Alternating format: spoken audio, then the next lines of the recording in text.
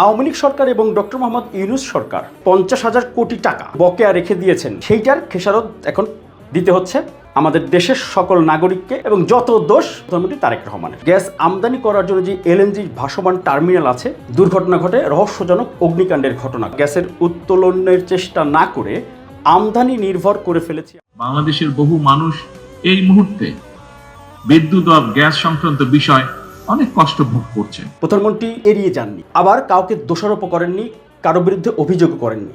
উনি দায়িত্ব নিয়েছেন, জনগণ ওনাকে ভোট দিয়েছে, যে কারণে উনি দায়িত্ব নিয়েছেন। উনি প্রধানমন্ত্রী, দেশে যে কোনো সমস্যার সংকট সেটি ওনাকেই দেখতে হবে, উনি এটি জানেন।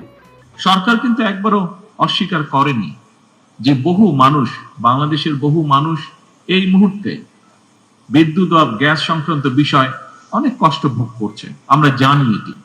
তবে আমি মাত্র উল্লেখ করেছি, আমরা সামগ্রিকভাবে একটি ভঙ্গুর অবস্থা বা ব্যবস্থা আমরা উত্তরাধিকার সূত্রে পেয়েছি।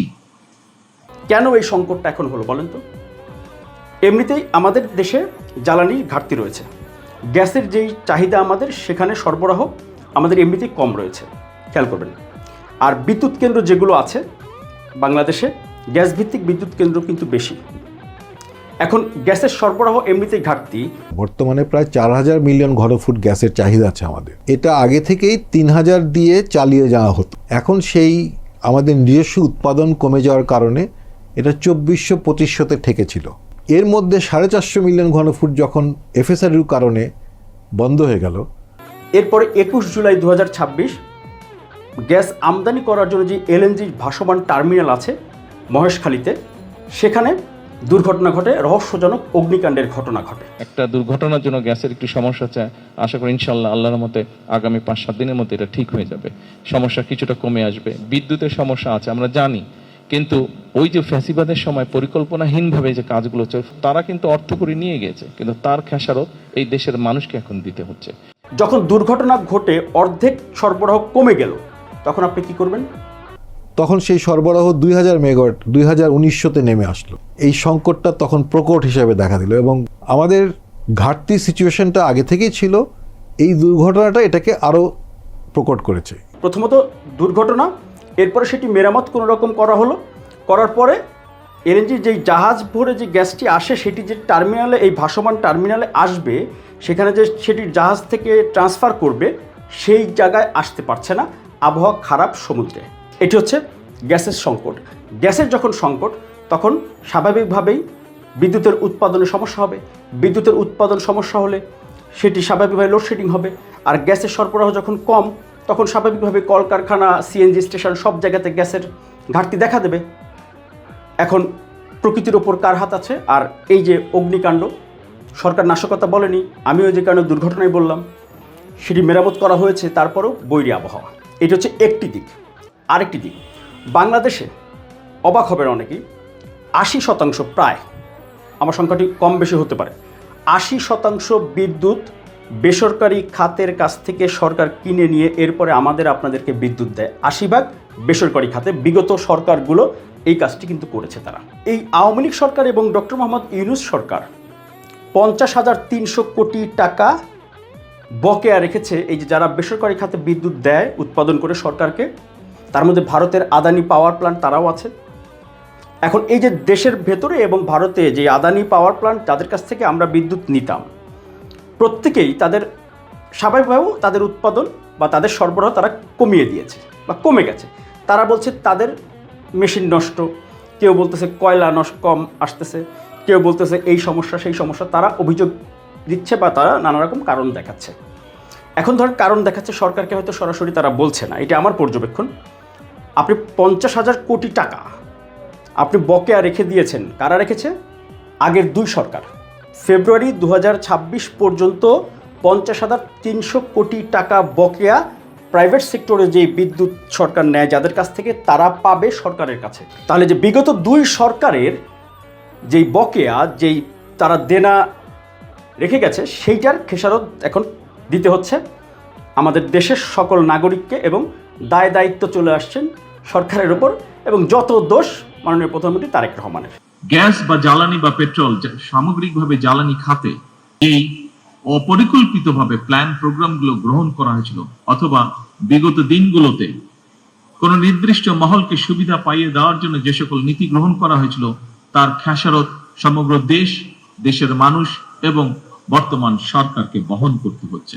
আরেকটি তথ্য, বিগত বছরগুলোতে বিগত 2 সরকার দেশের অভ্যন্তরে গ্যাসের খনি আবিষ্কারের জন্য গ্যাসের কূপ খনন করে আবিষ্কার করে, যেটা আমাদের বাপেক্স আছে রাষ্ট্রীয় প্রতিষ্ঠান বা আমাদের জাতীয় যেই প্রতিষ্ঠানটি আছে যারা এই মানে অনুসন্ধান করে খনিজ সম্পদ, তাদেরকে কোনো রকম খনি বা গ্যাসের কূপ খনন করার কোনো কার্যক্রম বা কোনো রকম সফলতা তাদের নেই। অভ্যন্তরীণভাবে গ্যাসের চাহিদা বা গ্যাসের উত্তোলনের চেষ্টা না করে আমদানি নির্ভর করে ফেলেছি আমরা আমাদের সার্বিকভাবে জ্বালানি সেক্টর, তেল, গ্যাস এবং তার ধারাবাহিকতা বিদ্যুৎ। এই যে তেল, গ্যাস, বিদ্যুৎ, এটি আমরা আমদানি নির্ভর আমরা হয়ে গেছি বাংলাদেশ, কিন্তু আমাদের অভ্যন্তরীণভাবে কিন্তু আমাদের গ্যাস রয়েছে। তাহলে আমরা আমাদের কূপ খনন না করে, আমরা গ্যাস অনুসন্ধান না করে বিদেশ থেকে আমদানি করার জন্য আমরা ব্যতিব্যস্ত। কিন্তু বাপেক্স দিয়ে যদি আমরা অভ্যন্তরীণভাবে গ্যাস অনুসন্ধান করে আজকে নিজেদের গ্যাস উত্তোলন করতাম, তাহলে বৈরী আবহাওয়া হোক, প্রাকৃতিক দুর্যোগ হোক, আর টার্মিনালে অগ্নিকাণ্ড হোক, আর যে কোনো নাশকতা হোক, আমাদের নিজেদের মাটির নিচ থেকে গ্যাস আসতো, সেটা দিয়ে আমরা বিদ্যুৎ উৎপাদন করতে পারতাম, তাহলে আমরা সারা দেশে দিতে পারতাম। আর ওই যে বকেয়া না রেখে বেসরকারি খাতের টাকাগুলো যদি অন্ততপক্ষে নিয়মিত পরিশোধ করা যেত, তাহলে তারা কিন্তু এখন এই সংকটের সময় আরও বড় করে সংকট হয়তো তারা চাপিয়ে দিচ্ছে না, তারাও হয়তো বাধ্য হচ্ছেন, যেটি হয়তো সরকারও সেভাবে বলছে না। এখন সব কিছু এসে পড়েছে বর্তমান সরকারের ঘাড়ে। তারেক রহমান সরকার, তিনি তো ওই যে প্রথমে যেটি বলছিলাম, উনি তো দায় এড়িয়ে যাবেন না। উনি সকল দায়িত্ব কাঁধে নিয়ে দ্রুত কিভাবে সমাধান করা যায়, শুধু আপৎকালীন এই সমাধান না, দীর্ঘমেয়াদে, যাতে ভবিষ্যতে যে কোনো ধরনের যে প্রাকৃতিক দুর্যোগ বলেন আর কোনো অনাকাঙ্ক্ষিত দুর্ঘটনা বলেন, এগুলো বন্ধ না হয়, অন্তত পক্ষে যাতে স্বাভাবিক থাকে বা ন্যূনতম পর্যায়ে থাকে, সেটির জন্য তিনি কিন্তু দীর্ঘমেয়াদী পরিকল্পনা গ্রহণ করেছেন। আমরা কাজ করেছি যে এই যে অপরিকল্পিত প্ল্যান যেগুলো ছিল, যা আমাদের জ্বালানি খাতকে একটি বিপদের মুখে ফেলে দিয়েছে, কিভাবে সেটিকে সঠিক করে নিয়ে আসতে পারি, আমরা কিভাবে এমন একটি পরিকল্পনা আমরা উপস্থাপন করতে পারি যা বাস্তবায়নের মাধ্যমে দেশ এবং দেশের মানুষকে ধীরে ধীরে আমরা সংকট থেকে ধীরে ধীরে আমরা বের করে নিয়ে আসতে পারি। এখন আপনি দোষ যদি দিতে হয়, কাকে দিবেন? অবশ্যই যারা বকেয়া রেখেছে তাদেরকে দোষ দিতে হবে। যারা বাংলাদেশে অভ্যন্তরীণ গ্যাস আহরণের জন্য নিজেরা কোনো পদক্ষেপ না নিয়ে অন্য কোনো দেশকে সুযোগ করে দিয়েছে কিনা। বিগত 17 বছর ফ্যাসিবাদের সময় যেটা হয়েছিল, এই গ্যাস, বিদ্যুৎ এগুলো এমনভাবে ব্যক্তি খাতে বা বিদেশিদেরকে দিয়ে দিয়েছে, ফলে দেশের ভিতরে নিজেদের গ্যাস আছে কিনা এটা তারা খুঁজে বের করার চেষ্টা করেনি। নামটা বলবো না, কিন্তু আপনারা জানেন যে এমনভাবে তারা কাজটা করেছিল যাতে আশপাশের দেশ নিজেরা এখান থেকে কূপ খনন করে গ্যাস নিয়ে যাচ্ছে, দেখা যাচ্ছে হয়তো খোঁজখবর করলে দেখা যাচ্ছে যে বাংলাদেশ গ্যাসটাই তারা ওই দিক থেকে টেনে নিয়ে চলে যাচ্ছে। কিন্তু বাংলাদেশের নিজস্ব খনি, এই ফ্যাসিবাদের সময় নিজস্ব খনি তারা, এই যে আমাদের যে বাপেক্স আছে, তাদেরকে কোনো কাজ করার সুযোগ দেয়নি, তারা স্কোপই দেয়নি কাজ করার, বিদেশিদের হাতে তুলে দিয়েছে। ওই যে বললাম, উনি যেহেতু সরাসরি অভিযুক্ত করে গলাবাজি করা বা এই যে পপুলিস্ট বক্তৃতা করা উনি পছন্দ করেন না, ওনার বৈশিষ্ট্যের মধ্যে নাই, এই জন্য আমরা পেয়ে বসি।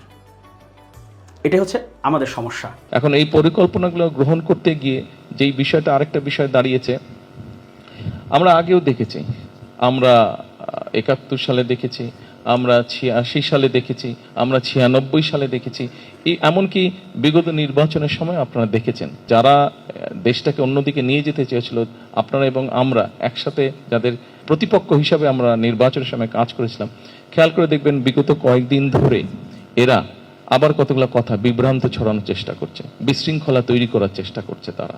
এবং জ্বালানি বিশেষজ্ঞ যারা গ্রহণযোগ্য বাংলাদেশে, রাজনীতির ঊর্ধ্বে যাদের যেই বিশেষজ্ঞরা আছেন, যেমন ডক্টর তামিম, উনি যেমন বলেছেন এই বাস্তবতা যে এখনকার যে সংকট, সেই সংকটটি কেন হয়েছে, এই যে দুর্ঘটনার কারণে, সেটি হয়তো সমাধান হয়ে যাবে। আজকের এই সমস্যাটা এটা একটা মানে পুঞ্জীভূত সমস্যার একটা বহিঃপ্রকাশ। আজকে একটি ইউনিট বয়লার ঠিক হয়েছে, অর্ধেক হয়তো গ্যাস আসবে, আগামী কয়েকদিনের মধ্যে হয়তো এই গ্যাস সরবরাহ পুরোপুরি চলে আসবে। বর্তমানে যে প্রকট সংকট, সেটা থেকে বেরিয়ে আসবো, কিন্তু সেই সংকটের সম্ভাবনা থেকেই যাচ্ছে। কারণ আমি যদি উৎস তৈরি না করতে পারি, এবং আমরা চাইলেও ইভেন আমদানি করেও আর নতুন করে গ্যাস আনতে পারছি না, কারণ আমাদের এফএসআই দুটো সীমাবদ্ধ। কিন্তু দীর্ঘমেয়াদে দেশের অভ্যন্তরে গ্যাস অনুসন্ধান না করে, কূপ খনন না করে আমরা যে দেশকে আমদানি নির্ভর করে ফেলেছি, এর খেসারত ভবিষ্যতেও কিন্তু দিতে হবে। তাহলে লোডশেডিং সম্পর্কে আপাতত যেটুকু তথ্য আমি সংগ্রহ করেছি বিভিন্ন দায়িত্বশীল সূত্র থেকে, নিশ্চয়ই আমরা অন্ততপক্ষে বুঝতে পেরেছি যে এই লোডশেডিং বর্তমান সরকার ইচ্ছা করে বা বর্তমান সরকারের কারণে হয়নি। বিগত বছরগুলোর ঘানি বা খেসারত দিতে হচ্ছে বর্তমান সরকারকে শুধু না, বর্তমানে জনগণকে। এবং বর্তমান প্রধানমন্ত্রী কিন্তু সেটি বলেছেন যে খেসারত দিতে হচ্ছে আমাদের সবাইকে, দেশের মানুষকে। এমন একজন প্রধানমন্ত্রীকে যারা ব্যক্তিগত আক্রমণ করে কথা বলেন বা কমেন্ট করেন, তারা দয়া করে নিজের বিবেকে কাছে প্রশ্ন করে এরপরে করবেন। Open media cell.